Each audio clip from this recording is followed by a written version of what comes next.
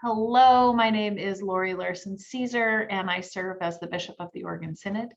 It is a practice of ours to welcome our new deacons and pastors to the Synod with a short little introduction for you all to meet the incredible humans who are called to serve in this place. And so I'm delighted to introduce and welcome Pastor Leon Lacrosse, actually almost pastor. He'll be ordained this Sunday.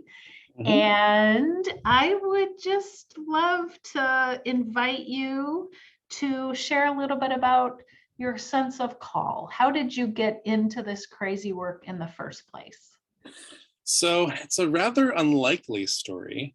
So I was volunteering with an organization in DC that did sex worker and injection drug user outreach on the streets of DC in the middle of the night. Wow. So we would go out from midnight until 4 a.m. to the different strolls of DC to where people were engaging in those activities. And the more I was doing that work, the more I realized that if Jesus was walking around here today, if Jesus was in my context, Jesus would be on this minivan with me. Jesus would be walking this walk with the people that we were working with. And so I was like, that's a nifty thought. And then completely shoved it in the back of my mind. And then a few months later, I was coming back from doing some HIV testing at a fashion show for trans women who were getting money for their transitions. And I was going on the DC Metro system and was at my stop, and I sat down and started opening a book. And so I started opening it, was reading it, and the person I was sitting next to was like, "Oh, what book is that?" And I hold up the spine, and it says The Wisdom of Whores. And it's about epidemiology and using sex workers as research partners in doing research work. And so he was like, "Oh, I thought you were reading Harry Potter." And so through our conversation, it turns out that he was a seminarian at Gettysburg. And through that conversation, I started to realize that, like, wait, maybe God is calling me to do this work. But like, I thought I was too sinful. I thought, like, I'm not a good enough Christian to be doing this work. And so I was like, that's a stumper of a question.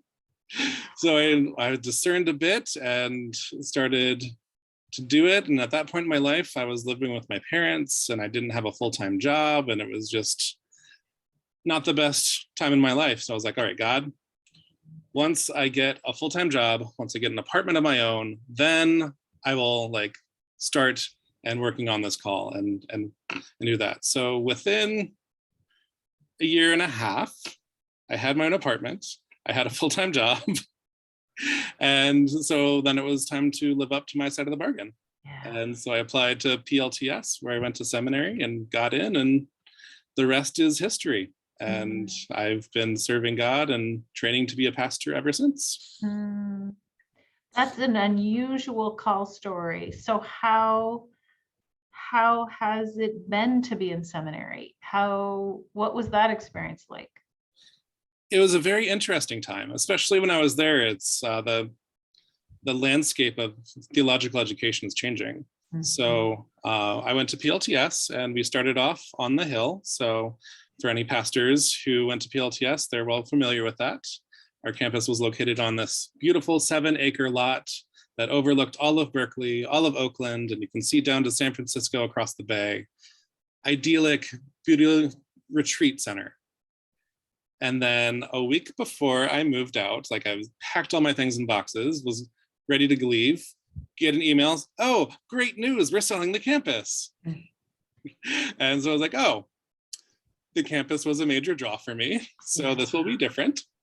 And so I had 1 year working and studying on the Hill. And then the next year we found us a floor of an office building in downtown Berkeley. So our context went from retreat center in the hills to the streets of Berkeley, unavoidable to work with the social issues that we're engaging with in ministry. Yeah. So we're talking about the unhoused, and just look out the window and you can see the unhoused population living in the park. And it was changing, and it was amazing. My education, my professors was great. I loved learning from my professors and letting me run with my crazy paper ideas and journeying with me in discovering some interesting theological thought. Mm-hmm. And so were you able to find space to bring your authentic self to the work and to the church? Yeah, I think through that, I was speaking into a place where, like, as a queer person myself, I was able to bring that in and wrestle with those questions and those bits of my identity that aren't always seen in our theology and in our practice as a denomination. Mm-hmm. So get to really wrestle with what does it look like to be a queer person and be a spiritual leader in a community, and what pathways are there. And you are really in the first generation in the ELCA to be about that. Yeah, I've noticed like a second wave coming in. Okay, yep. So there's the first group of the 2009 decision of the ELCA allowing LGBTQ plus folks to serve as rostered leaders. And so I've noticed a lot in that first wave. It's about assimilationism, about like, I'm just like you. And for me, it's, I don't need to be just like you. Mm-hmm. I don't need to have a husband and kids and want that kind of life, because that's not me and that's not what I want. I'm not going to replicate that.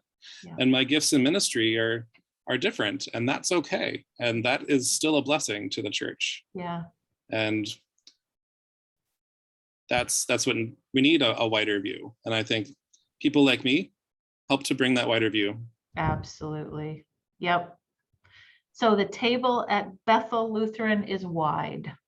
It is, and I'm thankful to the pastors who came before me who set the table, and I'm hoping to be a good steward of the table while I'm still there. While I'm still here. Amen. So we'll be celebrating with you on, is it June 12th? June 12th at 5 p.m. Okay, so come on down, everybody. Grateful for you, Leon. Grateful for the witnesses who've gone before. Send a prayer if you can't send your body. And I'm grateful for the Oregon Synod for being a landing space for me. Oh, amen. Yep, let's walk together into courageous love. Amen. Thank you. All right. Bye.